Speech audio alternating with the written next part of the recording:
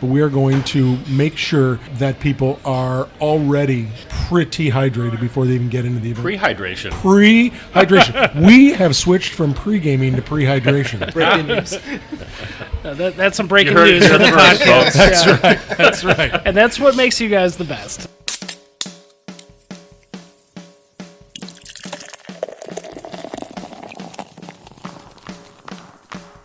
Cheers.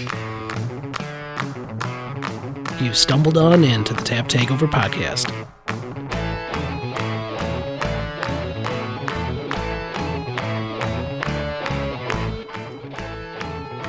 Every year on the second Saturday of August, a magical event takes place in Madison. And we've told you about this before last year. And we're sitting down again with Fred Swanson and Jason Walters, two of the organizers of the Great Taste of the Midwest. We have a very special guest today. We're sitting down here at Vintage Brewing, and we're sitting down with Rory Nienajadlo. Bingo. Did I get it? You got it. All right, nailed it. Sounded great.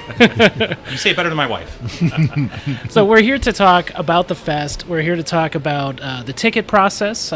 I think Rory's kind of an expert on that, having gone through that entire process here at Vintage. And we're here to just talk about the event and the spirit of it. We had such a blast covering it for you guys last year. If you have a chance to go back and listen to our podcast, listen to or watch some of the videos that we took, we absolutely had a blast, and I think it carries over into the audio and the recordings. Today we're here to talk about Great Taste of the Midwest. So let's, as we do, let's put some voices with the names. I'm Alex. Jesus. Jason. Fred. Rory. Yeah, so before we dive in, we definitely like to give a special thank you to friends of the show, Scott Manning, who will hopefully be joining us a little bit later, and Rory at Vintage Brewing for hosting us. And so, Rory, tell us a little bit about the part that Vintage has played with Great Taste of the Midwest. Not only pouring beer at the event, but also hosting some of these ticket buying events. So we've been very fortunate to be able to be included into the ticket sales festivities, if you will. We're in the hospitality industry, so it's always been a really fun thing for us to be able to host all these craft beer lovers and basically put them up in our parking lot for what seemed to originally be maybe 12 hours and now has slowly creeped into 28 hours, 36 hours. This year, I think the first people showed up at 7:30 in the morning. Oh, boy. And mind you, now that was the 5th 7:30 year. in the morning on what day? That was on Saturday morning. Yeah, It's going till noon on Sunday. Noon on Sunday. Yeah. And the same group of four now have shown up as the first people every year. And every year when they get here, someone shows up 5 minutes after them. So they have to up their A game. They said next year we're coming on Friday night, and we'll just stay through the whole weekend. It's always kind of, the last few years it's kind of worked in conjunction with the Madison Craft Beer Week. Mm-hmm. And that last Saturday of Madison Craft Beer Week is what we call our Big Barrel Torero, which is our Big Barrel beer event. So this year we had 40 different barrel-aged beers that you can come in and purchase tickets and then try 3 to 4 ounce samples of all these different beers. So that's kind of the highlight for us on that Saturday, which does drive a lot of people in earlier. So they roll in. We start Friday night. Mike, who's one of our partners who's not here, he's been overlooking this for a long time, and I've helped him out with it for the last 5 years. And he gets in here by bar time on Friday night and starts putting up all the caution tape around the parking lot to start making space for all these tents to start going down.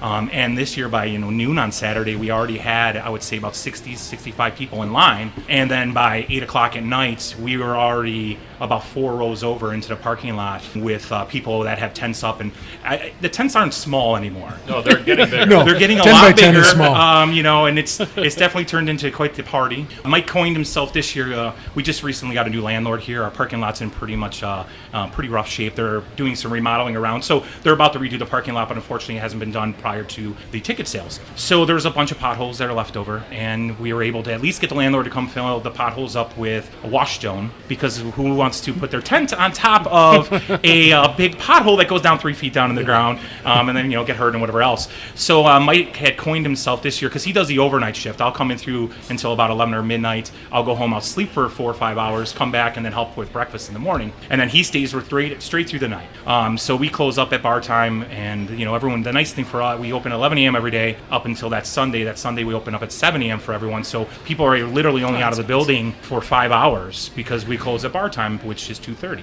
Long story short, Mike gets here and he coined the term parking lot pothole concierge. And he just Nice. kind of rolls around, and once the bar closes off, then for the next 4 hours, he just kind of hangs out with people in the parking lot and makes sure everyone's good.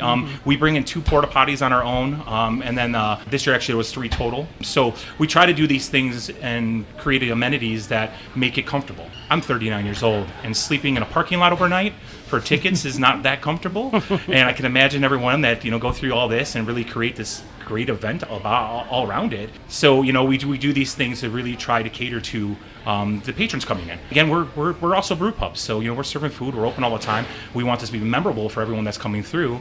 So we extend these hours, open up early, so we can come Sunday morning. Actually, this year by 6:30 in the morning, we had already opened our doors, so people can start coming in using the restrooms, getting a glass of water. At 7 a.m., we actually opened the bar up, and we started doing breakfast, and we always try to make it affordable. So $7, you can basically get a big plate of scrambled eggs and potatoes and toast and bacon. There's a vegetarian option as well. Come through, get a big plate of food, go in, have a Bloody Mary at the bar, have a beer at the bar, hang out until you have to get back in line at 9 o'clock to get your wristband. So it's literally just a really cool, long, fun event. There's obviously a lot of beer drinking, which they're champions. I mean, they're champions. champions. And we don't usually run into a lot of trouble. We've had a lot of the same people coming. The nice thing is that all the guests in line really kind of police themselves. You do have to have a point person there, and Mike does that overnight, and I'll do that through the night, to just kind of create the flow and focus of the events. But after that, it's really just letting them do their thing and enjoy. It's nice to have that good group of people that really enjoy craft beer, and they're able to do that together. And so there's not a lot of issues. You think about people sitting in there doing bottle sharing in a parking lot and all that stuff throughout the night, and you think there'd be a lot of trouble, and it's not. Everyone's pretty cool and collective, so it's exciting. And I will say this, that the Vintage has reestablished the bar for ticket sales with their hospitality, with the way they think it through, with their conviviality, with their ease to work with. I mean, it's amazing to see what they were able to put out, and now everybody else has to adjust to them. Any other ticket venue has to say, well, what does the Vintage do? Okay, so you've got all the other people going, well, what are they doing this year? Well, we could do that. We could tweak it this way. We could be open for breakfast. We could have people stay here. We could do a special bottle release, et cetera, et cetera. The interesting thing is we've aligned for the last number of years on Sunday with the last day of Madison Craft Beer Week, has now aligned with our ticket sales. So it's kind of a culmination for people to be in town during Craft Beer Week. For some people, it's the craft beer parking lot. Okay, if they come in for the weekend, depending on where they stay. But at the same time, it's kind of the end of a great week for all of us here in town. And that's one of the really fun parts about Great Taste in the Midwest is all of the events that kind of sprout up around it. The fest itself is so big and not everybody can get in every year. So you've got the day before, which we'll get into in a little bit, but you've got these amazing events for the ticket sales. So Fred and Jason, how do you guys decide to divvy up those tickets, and which breweries are involved? How do you guys pick the breweries? What goes on in that decision-making process? Sure, we did make a change this year to make it more comfortable for people who might be spending some time, many hours or overnight in those locations. So we did add a couple spots rather than waiting, in line on a sidewalk on a busy street. We found some really comfortable backyards at Ale Asylum and Wisconsin Brewing Company. And so a lot of these breweries don't really have neighbors to disrupt at night, which is nice for everybody involved. We want people to be able to come to, the Vintage and have dinner, have beers here on site, make something for the venues to make it interesting for them and lucrative for them too. We want our patrons to support those businesses, and they've really opened their doors to us and to our patrons to become their patrons for that ticket sales. It's very important to us that our partnerships are equal, they are long-standing, they are well thought out, and they are continually adjusted, okay, to optimize what we're trying to do. It's really hard to be putting 300 and 400 people on a sidewalk in the middle of a residential area. It is less difficult to do that in a place like the Vintage where there's almost no neighborhood and it's a busy street and you're tucked in a parking lot, okay? And in some cases, you're actually in the pothole out of sight, okay? So the interesting part is that, how do you make this so that your impact in that part of town is negligible? Okay, we've really tried to do that, and we continue to evolve, and we'll continue to change and tweak it and hopefully make it better every year. All right, so now we're in the fest. We got our tickets. For those first-time people that attend the fest, You got any tips, any tricks to enjoy it to the fullest? I want to hear Absolutely. Rory's. I want to hear Rory's tips. My tip is to stand behind my booth and pour beer for the entire time. And if I'm lucky, I can slide back behind somewhere else and get a good beer. So I don't have, unfortunately, too many. Oh, I've got. But a you few, guys are yeah. in a solid spot with a 4-top tent where if all you did was drink beer from the four of you in that location that you guys have been in for the last 2 or 3 years, that's a pretty good day too. It's a great day. It's a really great day, actually. No, the interesting thing to me is that with the phone app and with the ability to, and we're trying to get that out and into people's hands a little earlier this year so people can come up with game plans, the ability to search in the phone app by state, by beer style, by brand new brewery, by established brewery, by legacy brewery. Anybody can look at that and come up with a game plan and start to tick off a to-do list. We're really focused on trying to encourage people to go to places they haven't been. So if you're from Madison, spend time saying hi to your friends, drink a quick beer, but go to places that you've never been, okay? Don't ignore your backyard. Say hi, have a quick jar, a quick sample, and then go somewhere that you haven't been, because everybody that's not from Madison is going to come to all the Madison breweries anyway. So that's our tip. We're trying really hard to encourage people to stand less in line for 45 minutes and more out there and just trying something. The great part of being outside in an event is you will never offend anybody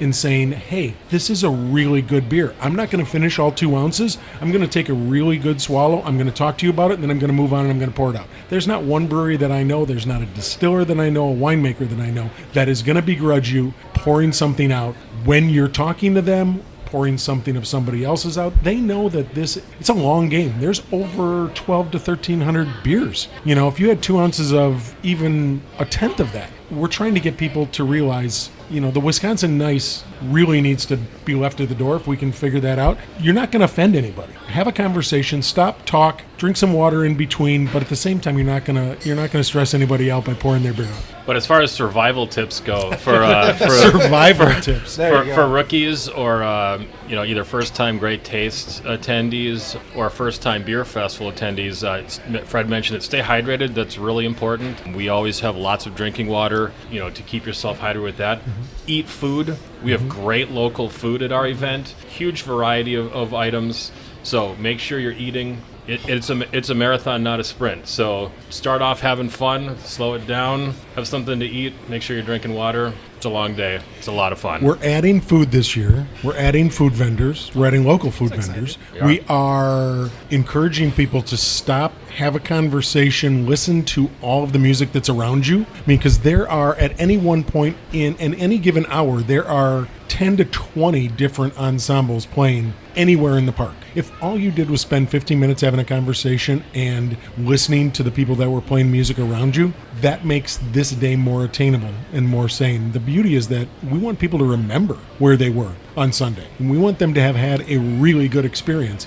We said this last year. I said this last year. I've tried to push all of us into thinking of that park as our living room. Okay, that park is our living room, and we're welcoming people into our home. Okay, so we specifically say welcome home to the brewers when they come. That's by intention. Okay, this is our house. You're more than welcome in. Let's have a great time, and let's do it sanely. One of the things we're adding this year is not just food vendors, but we're adding water stations. So we're going to have Nicolay office water 5-gallon coolers available. There'll be about 20 of those stations throughout the park. All of the water that is in the rinse stations, because it is not only triple filtered, but it's run through food grade hose. It's actually potable water in our rinse stations, so you can drink that all day as well. And we're the only beer festival that not only runs our rinse water stations through food grade hose, but then we change out the filters 3 times that day. And it comes off a city water supply from a bubbler. We take hydration very seriously.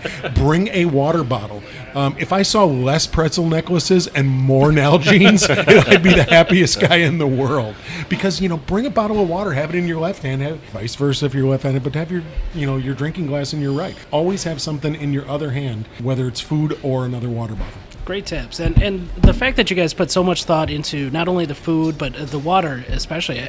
I'm surprised you guys are even adding water, because I've never been more hydrated at a beer festival than I have at Great Taste in the Midwest. We're actually not only adding those water stations, we are going to partner with the Nicolay Water folks. We're also the Green Bay Packers water sponsor at the line while people are waiting. Okay, so they're going to be giving out free water and encouraging people to, if they've already got an Nalgene, just fill it up with the water that they're giving them. We're going to have recyclers down there, but we are going to make sure that people are already pretty hydrated before they even get into the event. Pre-hydration. Pre-hydration. We have switched from pre-gaming to pre-hydration. Breaking news. That's some breaking You heard news it for the here first, podcast. folks. That's right. That's right. And that's what makes you guys the best. For me, pro tip for first timers, I remember my very first time, it is overwhelming. And that's by design. Yep. The amount of actual brewers that you get to talk to, the amount of first time beers that you're ever going to get to try, I mean, it is overwhelming. A lot of people go to Beer Fest and they try one of everything, and then they make their way back through for a second time and try their second favorite stuff. That's not possible here.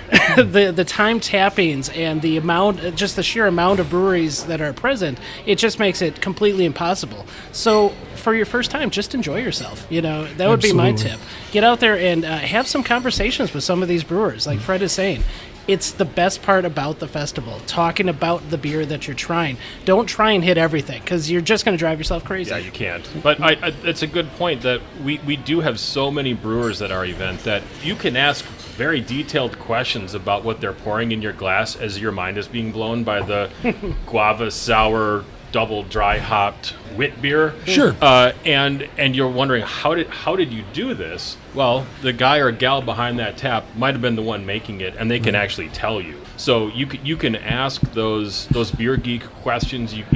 Maybe you're a home brewer and you're wondering how you can do something like that. Maybe you're wondering just how did you make a beer taste like pizza, and you're asking the brewer who actually did it. Might not be good, but like, how did you get that pizza flavor in that glass? And that's one of the things that we take pride in, is that not every beer festival focuses on having the brewer or the assistant brewer or somebody that had a hand in that beer, not just having them there, but requiring them to be there. So we talked about this last year. When you require somebody to be there, that opens the door to conversation. That opens the door to asking questions. One of the beautiful parts about our event is that because the brewers are all there, it's the one time a year that they see each other a lot of times, okay? We hear routinely, don't put me next to other guys from Wisconsin. Don't put me next to other guys from Ohio. I see those guys all the damn time. I want to be intermingled. I want to be intermixed. So the beautiful thing that I think is that there's a million ways to cut the Great Taste. There are 200 to 400 people that do nothing but the Real Ale Tent. That's their festival. They couldn't tell you what else happened in the event. They couldn't tell you if there were strolling minsters. They can tell you that there are 70 beers right here, and I'm fine, thank you very much. Okay, and it's all real ale, and they can taste it from all over the Midwest. There are people that sit and only do the 100 tent because that's where their chairs are. Okay, and there are still almost 40 breweries in that 100 tent. And if that's all you did, great. You got a lot of damn beer anyways. If all you did were even number tents, odd number tents, places I've never gone, states I've never states that don't touch the state I live in, okay, states with no vowels. I mean, there's a million ways to do this. Is there a state with no vowels? I don't know, but I'm thinking in of a bingo Czechoslovakia, card. maybe. How we put together a bingo card to cover some of these things. But no, I think one of the things too is just, and bring friends and make new friends, okay, and start to have conversations. Also, the thing too is that, you can, while somebody's having a conversation, you can do one of those waves to a brewer and say, hey, you don't have to stand and wait necessarily. You don't have to be rude and push somebody aside while they're having a conversation or push around them. You can get the brewer's attention. There's usually 3 to 4 people standing behind there that aren't having in-depth conversations. Even if somebody didn't move in front of you, you can go, hey, and then, you can reach over. There's a lot of ways to do the event. Fred is waving his hand. I'm waving my hands frantically. This is good radio. This is really good radio. But no, there's 1,000 ways to cut it. If all you did was drink Pilsners and eat bacon on a stick, we might be the best thing going in the United States in August. So, come on. There's a lot of ways to cut this. All right, let's talk about the brewers. What's the selection process? I understand there was a new one implemented last year. Can you tell us how that went, and I guess the process in general, how to get them there? Sure. We make no bones about the fact that we had to change our operations. We had to do things differently. We had to address the elephant in the room, and the elephant in the room was the fact that the industry is growing by leaps and bounds. It's ridiculous how many new breweries, and I say that in a good way, ridiculous. How many new breweries are there? And we had an ordinal system, and the ordinal system just meant you got into the event after somebody either didn't come or went out of business. And that wasn't happening. People were not going out of business 5 and 6 years ago. People were, breweries were, sprouting up everywhere. We had, within a matter of 5 years, 2.5 times as many breweries in Madison alone. So how do you address that? And how do you address that concern? And how do you also at the same time acknowledge that, if you look at it from a third grade boy standpoint, fair's never fair. So we tried to get as close as we could, and we continue to evolve. But the big thing is that we have a weighted lottery now. We have a recognition that every year we have, and if you generally say that there's roughly 200 breweries there, we always want to have a target number of about 30 new breweries every year. We want 15% new breweries every year. When we had the conversations amongst a small group of us, that felt right, okay? That felt like it honored the people that had been around and carried us from day one. It felt that there was a fair fighting chance to get in. If you got in once, because it's a weighted lottery, your chances are statistically better the second time. But at the same time, it didn't create huge waves within the industry. Brewers understood the pickle we were in. They really took it seriously. When we put out a request saying, hey, if you could take a year off, we had people saying, yes, I'll take a year off. People that have been with us for 20 years. That's pretty magnanimous. And it's like, I will send my staff, and I will be back next year, but send somebody else, get a new guy in instead of me. And we had that again this year where people took that very seriously. Hey, dude, I want to come, but you asked. I'm going to step up. And, so it's a weighted lottery, and what it is that everybody on the wait list gets a weight of 1, and everybody else gets a weight of their years attended plus 1. So if you're the Vintage, I think the Vintage has been around for 10 years, so their weight ball is 11. Okay. Every year that line where we draw the line changes and it fluctuates based upon us trying to get 30 new breweries in, so that line is never established. But at the same time, if you're year one guy and you get in and you're off the wait list, well, then next year you're weighted at 2, so your chances increased. And we'll take pains to say, oh my gosh, look at this. This guy's been on the wait list for 24 years, and he has been the least lucky son of a bitch ever, and he's never gotten in. Okay, there will be ways to have conversations and to be very clear about what we're trying to do. But what we're really trying to do is hit that mark of 15% new breweries, which for us is about 30, and we make no bones about the fact that, not everybody's going to be happy, but we're not getting a huge amount of kickback from it. I know a lot of people who really spent a lot of time trying to hit all of the new breweries last year, which I think is a really fun way to... If all you did were 30 breweries, that's a great beer festival. Yeah, and that's one of the things that I wanted to really stand out last year. So we had special signage on the tents on the outside. So standing away from a tent, you could look across the park and see where the rookies were, and you could make a beeline right for them. So, I made a personal effort either before or during the event to welcome all of those rookies, all 27 of them, which was nice to get that recognition, to see them, to see their excitement for being at the festival for the first time. And I'm planning on doing that again. We're at a similar number of rookies again this year, and we'll do that again. We'll mark their spots. We'll make sure that people get to see them and that they're feeling welcomed and excited to be there. So we were talking about talking with the brewers and having this really amazing opportunity to speak intimately about the beers that you're drinking. Some of the best beers that these brewers do are available on this day. And the ability to talk with the brewers is, it's second to none, in my opinion. So we have a brewer here, Rory. Well, I'm not actually a brewer. Okay. But yes. Intimately I will involved. try to answer your questions. Absolutely. A person involved with a brewery who knows what he's talking Yes. about. So, Rory, tell us about some of the beers that we're drinking here today. We're sitting here at Vintage, enjoying some of your lovely libations. I've got Bee's Knees. Sure. Mosasaur over here. Okay. Yep, boats. Somebody's got Toy Boat. Toy boat. How many times in a row can you say that? Cask condition with pomegranate. Yeah, the pomegranate green tea Citra on Yes. on cask. On cask, yes. We always have 2 cask conditioned But ales. it's empty. It is empty. Well, we have 4 taps over there. We might have to get another one. So Bee's Knees has been one of our staples for 10 years now. We utilize locally sourced honey, clover honey, here from Wisconsin. Really nice. It's a seasonal beer. It always comes out roughly in May, stays through the summertime. time. Nice, I would say, light to medium body. Definitely a nice patio drinking. Delicious. The Mosey's one of the newest ones we just actually put into cans. We just started canning and have a canning line now, which is, hey, all right, fantastic. We canned our sixth style of beer yesterday. Is that news? Is that breaking news right there? It's not. Well, it's breaking news on this podcast. Yes, I can guarantee that. Breaking news all over the place. So yeah, we have a canning line now. We just released the cans on the market about 6 weeks ago. Okay. And we just canned our key lime wit, which is our it's our hazy wheat, very delicious, great summer beer. But Mosey's one that we also, or Mosasaur, we had to change the name to Mosey because for some reason people can't say Mosasaur. And being in the hospitality industry, nothing's worse than having a guest come up and go, "I'm Mozzie, sir," and then they look at you and you're trying to look at them like, "You're fine, it's cool, don't worry about it." So on the cans it's called Mosey. We call it both. Most people don't know what a Mosasaur is. No. I say, have you watched Jurassic World? And if you haven't, then maybe you wouldn't. But the amphibian dinosaur that won the battle, the Mosasaur, that's what it is ultimately. So that is a 95% mosaic hopped pale ale. I'll never look at this beer again the same. I I'll have a much more greater respect for this. I'm a little frightened by it. Yeah. Scott would be great to talk about these things because he comes up with all these grand ideas and definitely these names, which I don't understand how he comes up with half of them. Yeah.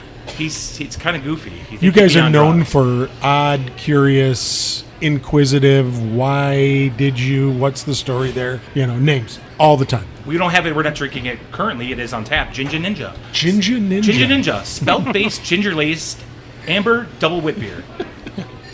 What? That sounds like fun.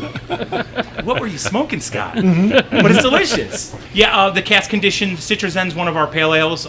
The fun thing for the cask conditions is Scott's completely put that off on the assistant brewers. Nice. So Dave, one of our assistant brewers, really just has fun with them. I haven't even tried that one yet because as in cask conditions, it's one and done. Good. Rocks out. You first to finish your beer. Yeah, no, it was very tasty. Yeah. It sounded like a lot of stuff went in it when they described it, like pomegranate. What was it? Pomegranate? Green tea. Pomegranate green tea, yeah. Yeah, but it's very subtle, good balance. Totally. I enjoyed it, yeah. You were having the... Toy boat. Toy boat. See, how many times can you say that in a row? I think once. Toy boat. And as a double IPA, maybe only once.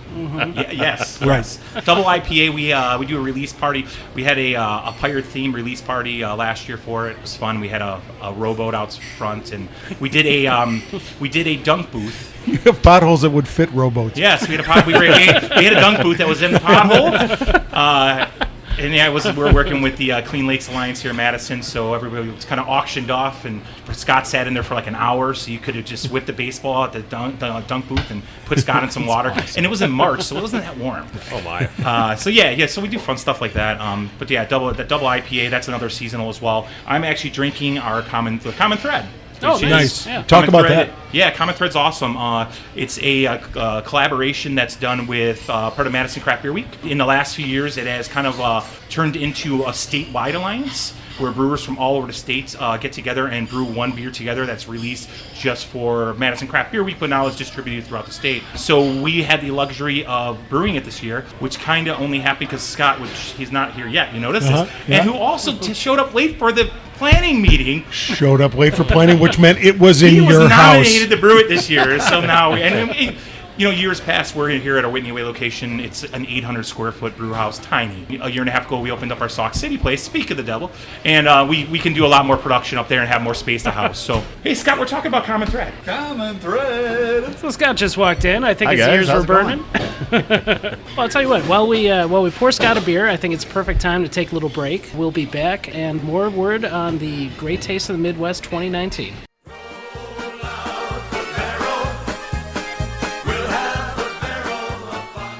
So we just got back from break, and Scott Manning has now joined us after finishing up a brew day up in Sauk City, the Twin Cities of our area, and he's going to absolutely give us all of the name versions of Mosasaur in order.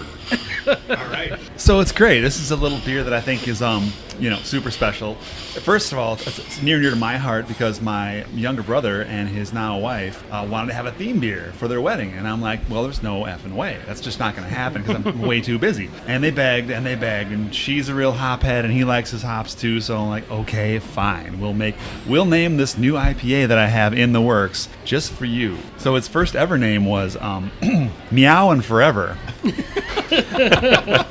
That's a real thing. That's a real thing.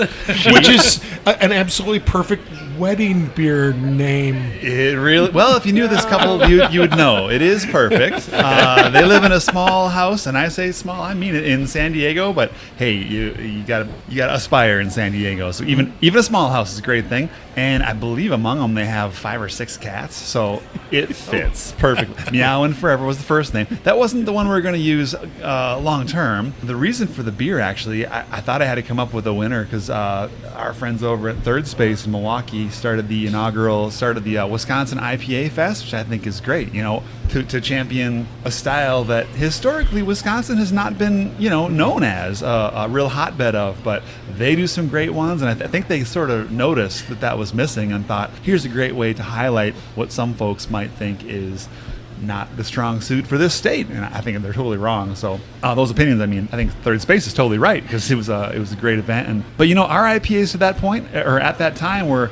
We have an oaked IPA, and I thought, all right, that's just a really different sort of a bird, and I don't know if that's going to be a contender in a field of, say, 40, 45 public choice, and then also some brewer and people who work in the industry as judges sort of thing.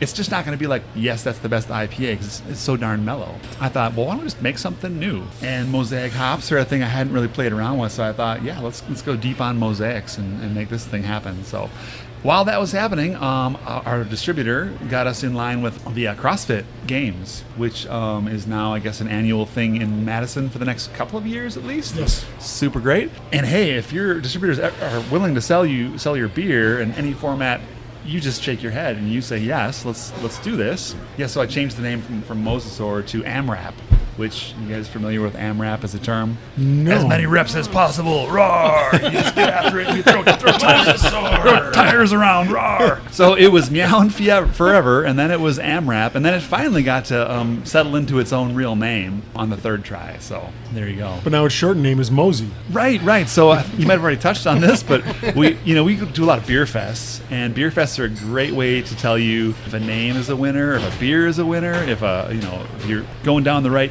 path style-wise, sours are a thing, whatever it is. People at a beer fest they've paid their money and they're there for one purpose, and if they like you, they hang around, and boy do they talk. So you can only hear Moses Sour, Mosasasasser, Monsieur so many times when they look at your label before you realize we should probably shorten this a little bit and make it a little bit easier to chew.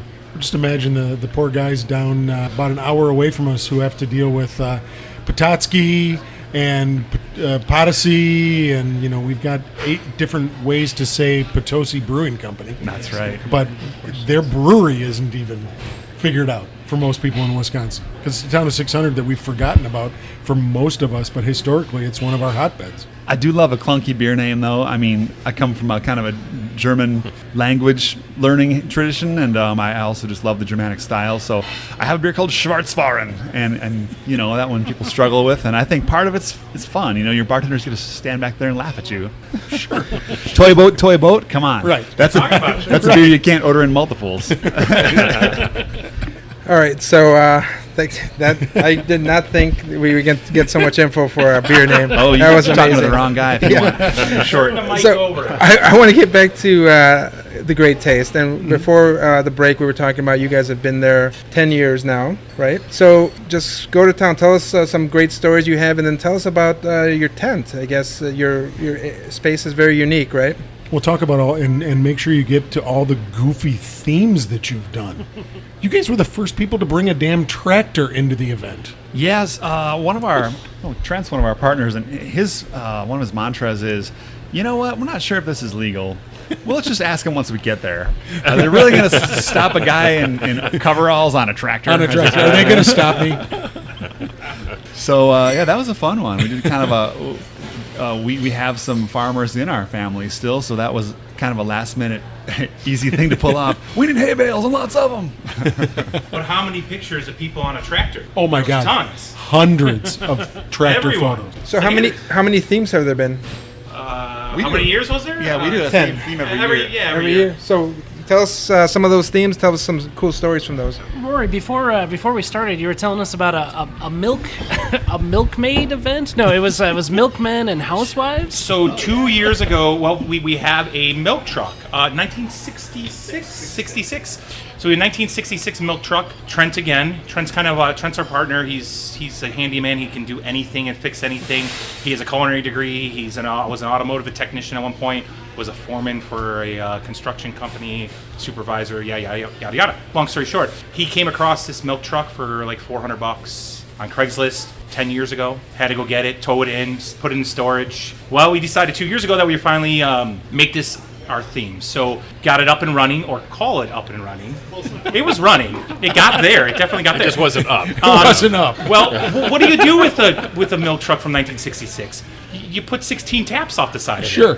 You know? Any sane person would do that. Yeah. So it's got one seat in it. We put 16 taps off the side of it, and we brought it to the event. And of course, in our typical fashion, we decided to be milkmen and 1950s housewives, in which we did win the best booth that year. Oh, yeah. For sure. Yeah. So yeah, it was a hit. People taking pictures again, similar to the tractor story. People taking pictures, really enjoying it. We get into it. We have fun. We've always been known to take as many beers as we possibly can. So I think it's usually 22 to 26 that we offer at the event. Yeah, that's on our low end. So I'm not sure if this is still a record, but the year we really went big, which is probably way before we should have financially, we decided we were going to knock it out of the park and go for the most beers ever poured at Great Taste of the Midwest. And I think it was year 3 or 4 for us, and so we were still pretty new. And everyone's like, "How are you going to pull that off? Where are we going to get those beers from?" But little did they know, I had been squirreling away little this and little that for quite a while. So we rented a giant tent. How big was it? I forget. It was like, we called it the circus tent because it was so ginormous. And we decided we were going to replicate one of our pubs out in the park. And so we now have a whole armada of cutaway faux bars that you can slip your jockey boxes under. And we've got these other kind of mobile bars. So we ended up having 36 beers on tap continuously. And then at the last minute, we love the Great Taste because you know what? when they're short on, someone says, "Oh, I can't do that one event you had planned." Hey, Vintage, we have a little. So while we're doing the circus tent thing, and I mean, it was complete with foosball. We had couches collected from. It just happens to be really convenient that this is a time. Perfect weekend. Right. So some people call it hippie Christmas. And this is where Madison kind of turns over a lot of it as tenants. So folks are left in between places. So there are a lot of couches to be had in various states of disrepair and questionable quality of sitting upon that are sitting on the streets. Anyway, we had couches. We had a foosball table. We had an aquarium with live fish in it. They made a fish tank. Because we fish tanks here. First fish tank at the Great Taste. So first milk truck. First milk truck First at the Great tractor. Taste. First fish First tank. tractor. First boudoir themed bored housewives with milkmen kind of a thing. I mean, there were so many cool. What really matters to us is when people take our one thing that we have a competition for seriously. Okay, and it has nothing to do with beer. Okay, I mean, one year one guy came and he's like, "I'm by myself, but I've got bubble wrap and duct tape." And I looked at his tent and I'm like, okay, that's really hilarious, dude. You just absolutely crushed it in a weird ass way. So I mean, when people go out of their way to not just spend money, but to spend time and efforts thinking about it, okay, and buying entire cases of ether to make it happen. I mean, there's a lot to be said for having really good friends in the industry. So wait, someone brought ether? Oh wait, No, not to the event. it just happened that the milk truck's gas tank had a little rust. So besides having a whole case of ether, now this milk truck does the engine to get to it's from inside the truck. So we just happened to, driving back, we brought a couple extra carburetors as well. Now Trent's the genius, by the way. He's the only man that I know. Extra carburetors to a beer fest is a sentence that has never been said ever. He's the only man I know that can drive that milk truck down Fish Hatchery Road in Madison with the engine open with a can of ether in his hand, spraying the carburetor. to keep it running.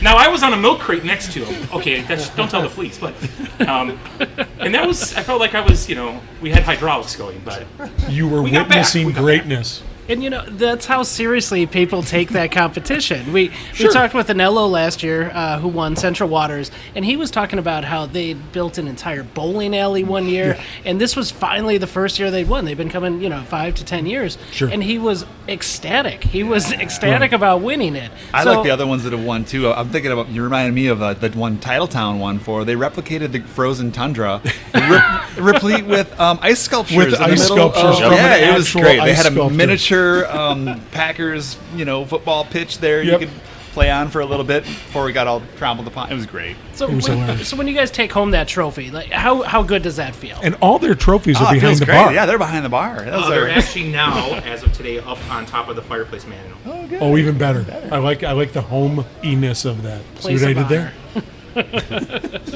So, Jason and Fred, you guys talked about some of your favorite displays last year. What are some of your favorite displays, some of your favorite moments at the fest? I liked having a live skate park with professional skateboarders. Our insurance guy was really excited about that one. The ice sculptures were really fun. Elvis impersonator, fake wedding ceremonies with an Elvis performing those ceremonies was great. The beer bubbler, the beer blur, is always a hit. So you can take a pull of IPA off of a water fountain. Ooh, how about the guys from Dark Horse who did the was it Jesus? Or Yeah, was Scary Jesus Scary in the Jesus, pulpit Scary on the Rockstar pallet Jesus. thing? It was Yep. great. with a tap coming out of the pulpit. It was scary. Yeah, we had an and actual really altar fun. built. The great part was, this was something that Trent would do, but just these guys had an idea in their head at Dark Horse, but they operationalized it at the Great Taste, and they just did it verbally. There was nothing sketched out, and they literally built. They had stacks and stacks of wood to make this Yep. damn altar. They came with It raw was materials hilarious. and built it on It was site. hilarious. I like their style. It all started, the first theme that we ever had and the first goose that we ever had at the Great Taste was decades ago by Joe's Brewery in Champaign, Illinois. And it started with something as simple as, if you pet the gargoyle, good things will happen. And they had taken a house gargoyle and they had run a beer line through it, okay, that they could control from behind their booth, okay? And what was in there was goose. And that was literally the first themed thing that Bill Morgan brought. And now he's with Blind Pig out of Champaign, and that kind of sparked, what else can we do? So we've done some really odd things that have been never operationalized. I thought it'd be really cool to drop the first keg from a plane into the Great Taste until people talked about the physics with that. and they're like, yeah, okay, you're not Trent. You don't even understand that in all of its complete aspects. We had a boat built that was launched across the lake, built from half barrels that floated, that had a half barrel grill on it. So they were making brats and sailing into the Great Taste. And then the first keg from that brewery was put on long poles with guys in loincloths and then taken to their tent, which was pretty funny. That one came up a lot in interviews with the brewers. It's the weird. Everybody it's the remembers weird, the boat coming up. It was the weird one.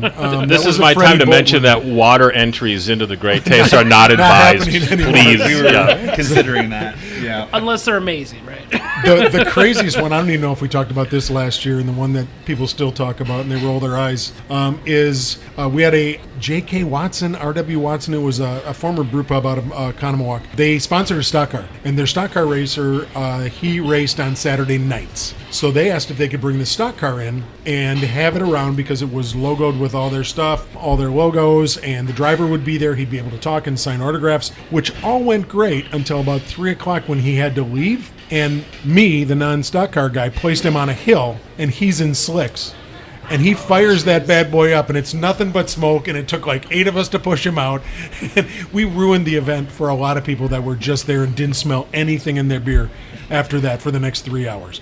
So that's the one that people laugh about, joke about, but there's been so many ideas for it. Sounds like you needed a tractor. We could have used a tractor to pull him out. If only that were the I know same it. year as the first tractor. Any favorite memories from last year? How did that event go in your opinion for the 2018 Great Taste Fest? It was my first year as chairman in that role, so I was especially proud of that one with the effort that I had seen. My various teams coming together. I was so proud of the work that they had done to pull it off and to make us all feel really comfortable about it. It was great to have my dad there to show my mom the festival grounds for the first time ever, to show her what it was all about. So, I think it was a family thing, kind of for me. My wife made it back after many years away from the event, so those were kind of the special moments for me. The weird thing for me was seeing a foam cork life-size cutout of myself up at the event at the turnaround, which was my head placed upon a really hunky male body and then overdressed in a red dress attached to one of the parking signs. And the best part of that was not only seeing but understanding why people did that, and realizing that there are so many people that get asked, where's Fred, where's Fred, where's Fred? They could just point to the damn picture. But there were so many selfies done with this stupid thing. There were so many reach arounds, and the up and under was happening a lot. But when I talked to the guy who's at least it wasn't to you. So. No, seriously. And my wife has pictures doing really nutty things with it. But when I was talking to the guy that actually operationalized the idea, he's like, yeah, I shouldn't have Googled hunky male body at work. Because now he's on some list for his IT guy. So, I think I have a selfie with that. Oh, I do. It was right there. It was crazy. I mean, it was just one of the things. And that is, don't take yourself so damn seriously, in the event. Have some fun. My thing was, getting a chance to showcase our event to you guys, and to see the joy in your eyes, and to be able to put you with these brewers that you could interview and say, oh my God, at the end of the event, you set me up with some of the best interviews, and these were people that absolutely understand the ethos of what you're trying to do. It wasn't people that were just happy to be there and really excited. It was people that had been there for decades that were saying, this is why we come. We don't distribute. We have no desire to distribute within 3 states of Wisconsin. We come because of what that thing is. And that, to me, is really important. We've been meaning to ask you. So we did cover it for you guys last year, and you guys definitely turned us on to some, not just great breweries, but some amazing stories. Fred, you said these are 4 guys that have been coming here for as long as we can remember, and we would love it if you guys could get some video with them. We had a blast. I mean, these are great breweries, great stories. We're curious to know, how do you guys think we did? I think you did great. We had a great time interviewing with you guys last year, and like Fred said, I really enjoyed standing next to you guys, blowing the air horn and letting in those thousands of people at the front gate. To see that wave of humanity. I'm almost used to it at this point. So for you guys to see they're literally in front row seats to watch all those people come in was really fun for me. I still get little tingles watching that video. Oh man, that moment, can I just say, from a brewer's perspective, that's kind of a shockwave we feel too, because wherever you are, with a smile on your face with your brewing brethren and sister, and you're just like, oh my God, here it comes. Run! It's like the barbarian invasion. Yeah. No, I think you guys knocked it out of the park. I think you got us, and I think in talking through our stories, we were able to illustrate how we hope that our story is much different than a typical beer festival. We could have sold out long ago. We could have made this a corporate event. We could have sold naming rights. We could have done a lot of things. We could have cashed out and gone home, and put as many of our own personal pictures of foam core anywhere. But we didn't, and it's not about that. It's about reconnecting with family on the second Saturday in August. It's reconnecting with family and friends, and we take that really seriously. That's who we are, and that's what we're trying to share, and to require, and I'm doing air quotes, to require brewers to be there is one of the big things, because those stories then start to tell themselves over the years. And you saw 4 of those people that had some of the best damn stories. Yeah, there's a family reunion aspect to it for sure, both for us as staff and organizers to see the brewers that we've known over the years, but for the brewers themselves to reconnect from Ohio and St. Louis and from the Dakotas and and Chicago, and for them to all come together is that's great to see too. Well, let's talk about this coming year. So what do we have to look forward to, and can you give us an idea of the new breweries? Bacon on a stick. If all you know is that we have bacon on a stick. No, we have 30 new breweries again. We make no bones about the fact that it is randomized. I've got a list right here in front of me. There's some really cool people that made it through, luckily, and there's some people that make me sad that they're not back. Okay, there are people that were here last year for the first time. We have people from Madison that aren't back. Okay, and that makes me sad. Okay, but at the same time, I think people understand what our challenges are. So we've got some really interesting. Inexplicably, we are really heavy on brand new breweries from Iowa. Some new Iowa guys. We've got a couple new Wisconsin guys. We've got some Ohio folks that have come in hard. One new brewery from St. Louis. There's a lot of really good beer that are coming out from these new guys, and it's not that it's new because it's 2019 and this group of 30 is new. I'll be telling that same story. Jason will be telling that same story 5 years from now. Right. There'll be 30 new guys, and they're all really good. So that's to us what we're trying to do. I will argue vociferously about the people that try to pigeonhole us as an event that's 30 years old, that isn't relevant anymore or looks the way it did 30 years ago.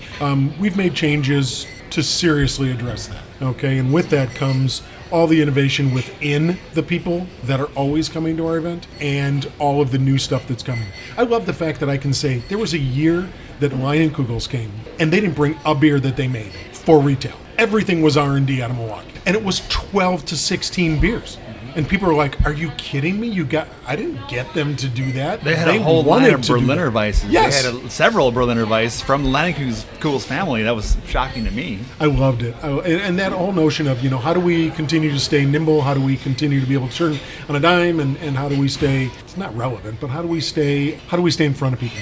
Yeah, I think moving with the industry trends and with all these new breweries opening or breweries that hadn't maybe applied or decided to come or wanted to come or weren't able to come before, and for them to get on the list, for some of them to get selected, they're excited to be there. We're really excited to have them there, and our patrons are excited to see the new places too. So, if you're building your tick list, make sure you're keeping the rookies in mind to check them out.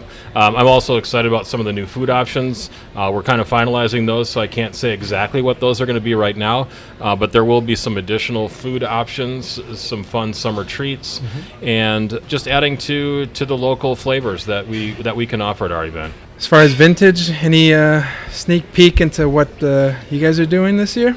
Can't give out the secrets. I know. Well, hey, come on, breaking news. Come on, work with us here.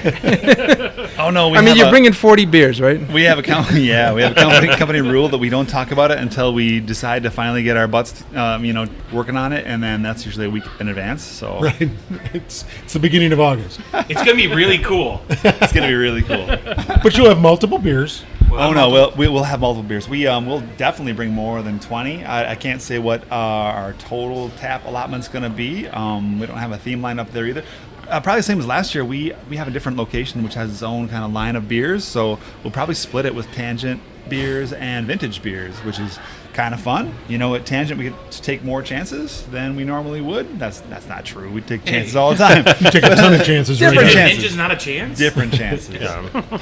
Life's a chance. Getting up is a chance, right? Waking up's a chance. I mean, but think about it. You asked what was different. If all you did was stand in front of their tent when they had over 30 beers, that's a beer festival. That's a full day right there. Sure.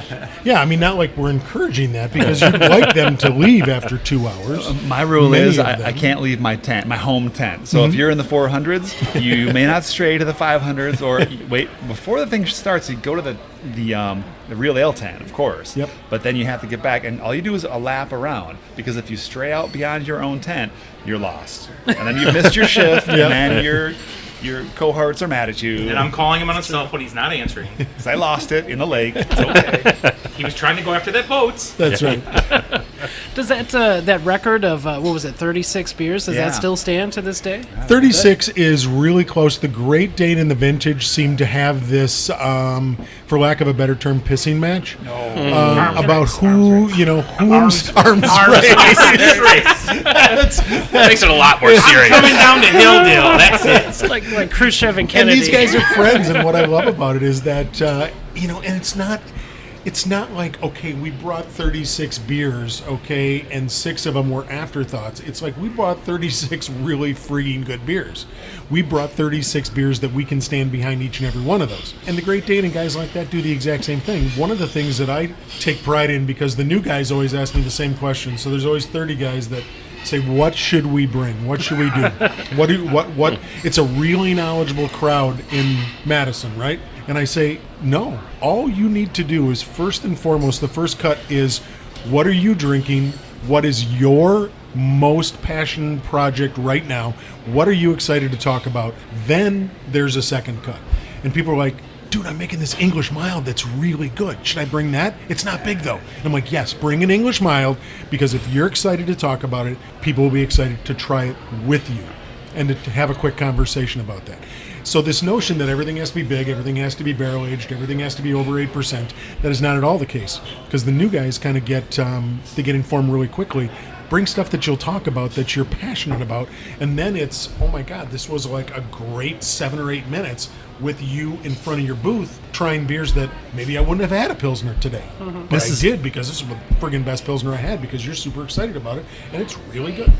I'd love to jump in and say this is where a part of the accessories to this festival are so great, because it helps people. Fest Buddy's been an application that really helps folks navigate their ways. And sure, you get people who are interested in the big ones and your interesting ones, your crazy weird additions. But sometimes you get folks who they're literally they've mapped it out. They want all the Finnish style saties or all the kind of relic antiquity ales that are out there. Foraged beers. They have planned their day out based on what they've seen, weeks in advance. And that's pretty great. So an English mild might seem like, oh, that might be kind of ho-hum for this festival. Some folks are looking for low ABV classics. Totally. There are only so many coffee and cacao nib infused bourbon barrel stout, imperial stouts that you can drink in one afternoon. So Challenge accepted. look out. You want to make sure that you're seeing a wide range of flavors, because you might get surprised by an English mild. My blowaway beer last year was a Munich Helles that was outstanding from old. I'll come up with the name. Old English. No, it was not. That is not it. Was that the Oberpfalz. The New Oberpfalz. Sorry. Yeah. Even OEs expand their line. Craft beer's in trouble. We've got an entire malt liquor tent. You ask about new things, it's all malt It's right next liquor to in the 800. it's behind the real ale Works every tent. time. Yeah. No, I think one of the cool things is having those, those moments where it's like, oh my God. And those are almost every time we talk to people after the event or about what they had the year before. It was mind-blowing things that weren't the mind-blowing things that they knew they were probably going to like. It's the chances and the risks they took. And it was, dude, I just needed a palate cleanser, and I was walking between, and oh my God, it was a Helles. And that's the thing that I can't get out of my brain from yesterday. Right, and I think that experience of having that Munich Helles and talking to the brewer who is really excited about Super their driven. Munich Helles, like, you are getting the story from the guy who brewed it, and it gets you excited about that beer too.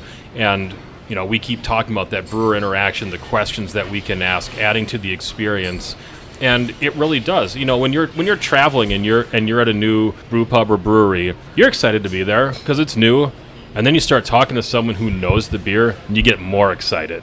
Those are the only times I've enjoyed wine, are at wineries when someone is excited talking about it. Because, I take that wine home, and I'm like, no, it's not the same at all. Because I'm not a wine guy. But when I'm, if I'm there, I'm enjoying it. But, having that interaction really plays into the experience, I think. And I think you described perfectly why we started this podcast. It's because we think these brewers are rock stars at what they do, and we want to shine a little bit of a spotlight, our limited spotlight, on these guys. And there's nothing better for us, for us who are involved with this podcast, than sitting down with a brewer, tasting their beer, and having them not only tell us what we should be tasting, but tell us what the inspiration was for that beer, why they spend so much time doing what they do to make everybody out there happy. It's a really inspirational thing for us to hear those stories, and we hope that it's the same sort of inspiration for some of our listeners, especially our home brewer listeners who want to get into the business. It's been a very special ride for us, So going forward, what can we expect from Vintage in the summer here? Do you guys have any big summer releases coming out? We've kind of released all of our summer flavors, and we're already looking towards fall. And I hate to say that, in a brewer's world, it's dark because you want to enjoy the time that's right there with you. We're just now in the nice height of summer and get out there boating and whatever you like to do. But already you're thinking about your Oktoberfest. So part of you is just like, oh, you're shivering inside. And what am I due for winter already? Oh, But I'm excited to say we've just released our Key Lime Wit. So that's a beer that it started out on a whim. Honestly, this is a beer we did for a little party we do called Pi Day, 314. So March 14th every year. We have a little bit of crazy late winter cabin fever fun by throwing pies in each other's faces, and we do it for charity. Honestly, you guys got to get out to Sauk if we do it there this year and get involved with Pi Day, because what it is we get celebrities or minor celebrities or non-celebrities, anybody who wants to get in this giant cardboard cutout thing that we have. Pie Guy, we created a character for this. He's a superhero. Pie Guy, he's a superhero. So you put your face in the cutout, and then you're Pie Guy, and then you get bid up. So Rory's auctioneer extraordinaire usually, and basically people who are in the crowd, they know you're there, and they know what your allotted time is, and then they bid you up for the right to chuck a pie right in your kisser. Nice. So for the record, the pies, as the amount of pies that are thrown does go up as the price goes up. Oh. So last year, I think the highest bidder was $450. Oh boy, that's a lot of It was pies. the president of Culver's. Yeah. Got bid up. Craig for Culver? Great. It wasn't Fred. No, I forgot Craig? his name's Jim. No, it's so it's our new. As of 2 years ago, the Nice. president. Anyways, his staff came in and bid him up to $450, and then of course, because it was such a great price, he got 12 pies in the face. 12 pies. Yes. So that's how Key Lime Wit came from this. So yeah, back to the beer. So this kind of all these shenanigans we do for Pie Day. The kitchen comes up with some awesome little pastry pies, savory and sweet. But I make these pie beers, and I thought, key lime pie, it's great. We'll try this out. But I thought, I've tried key lime pie themed beers, and there's too much going on. I just want a wit with like some key lime juice and a little bit of essence, a little top note, and people wouldn't let it go. They just wouldn't let it go. And so, for lack of a different answer for the citrus people in the middle of summer, we've kind of turned that into a real thing now. So, innovation because of Pie Day. Because of pies and face. For charity. Well, it looks like we're running low on beers, so we're going to sign off pretty soon. But I'd like to go around and get everybody's kind of final thought on great taste and what it means to them. I think for me, my final thought is that we were talking about how easy it is to find amazing beers, and I think you guys as organizers make that very easy, because everybody brings their best. You know that if you're trying somebody's barrel-aged Imperial Stout with cocoa nibs and coffee and everything else, that it's going to be their best version of that. Yep. And you're going to try some of the best in the entire Midwest when you're at this fest. But above and beyond that, if you try somebody's, Munich lager, it's going to be their best goddamn Munich lager you may have ever tasted in your life. Totally. That's, I don't know. For me, you guys just make it easy to try some of the best beers you're ever going to try. Thank you. I have no final thoughts because I wasn't there before, but I will be there this year. My girlfriend's birthday does not fall on the same That's day. right. That was Jesus has never sad been. note. So actually, I was taking notes with the tips for the newbies, So That was really a question I for can't Jesus. wait. I can't. What is Jesus going to do? We should give out 10,000. No, we got to make sure it's what Jesus no, picture? dear Oh, okay. what wristbands. wouldn't. What What wouldn't. Jesus- I like like it. Maybe Note to Jesus will be self. in the scavenger hunt this year. Oh, Jesus might be in the scavenger hunt. I believe go big or go home. Yeah. So yes, I'll do anything. Yeah, so there's a plug for the second annual Great Taste of the Midwest scavenger hunt. We're doing it again. It was kind of a last minute on a whim last year, but we're gonna go full force this year. So make sure you look at your program and take care of that during the event. It was just silly. I mean, it was okay. We knew that those things would be there, and there would be multiples of those there. So take a picture of a hops tattoo. Okay, find a guy named Jesus.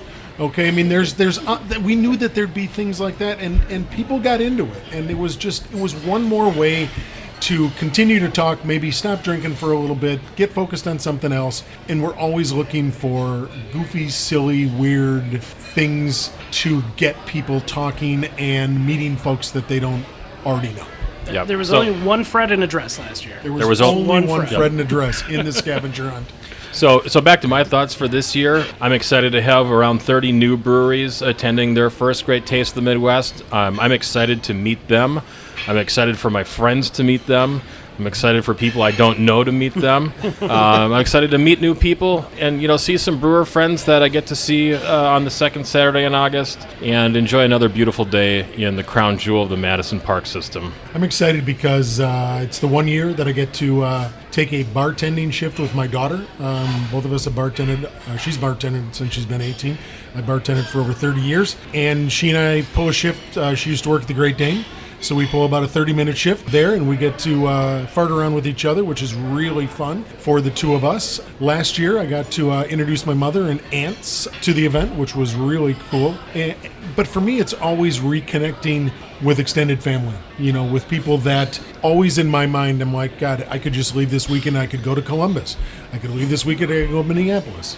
Okay. And we'd always have good conversations. So it's saying hi to friends. It's welcoming people back into our house. It is putting on one of the what I think is one of the premier events that's ridiculously well thought out with the artisans that allow us to do it. I'm going to jump on that too, because it's really special to have that before time. If you can get set up and you're ready to go, then I just have to say, it's easy to get stuck in your rut where you just you're in your cellar, you're in your whatever, you work, and you kind of lose sight of the fact that, wow, there's a whole lot of beauty going on all over the place. There's a lot of like-minded individuals who are a lot like you. So it's great that the couple hours you have before the masses descend over the hill. I love catching up with new and old friends and just how's it going? How's it going for you? This is great.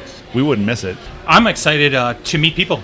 One of the things that drives me in this business is being able to meet new people every single day. Beer Fest in general, but especially Great Taste, there's so many people that are just lovers of craft beer or maybe new to craft beer, and they're so excited to try the product that we produce and spend the time with us. And that's really the highlight to me, So as we talked earlier about how do you navigate the festival, I spend a lot of time behind the booth just talking to people because that's, to me, really the fun behind the entire event. So. Absolutely. Well, it looks like we are out of beer for now, but we absolutely cannot wait for the second weekend in August to be welcomed home to the Great Taste of the Midwest, and for Jesus to be welcomed for his first time. Welcome, Jesus. So that's going to do it for us for now. So for me, for Alex, Jesus? Jason? Fred. Scott. Rory. thank you for joining us. It's been another solid non-fail production.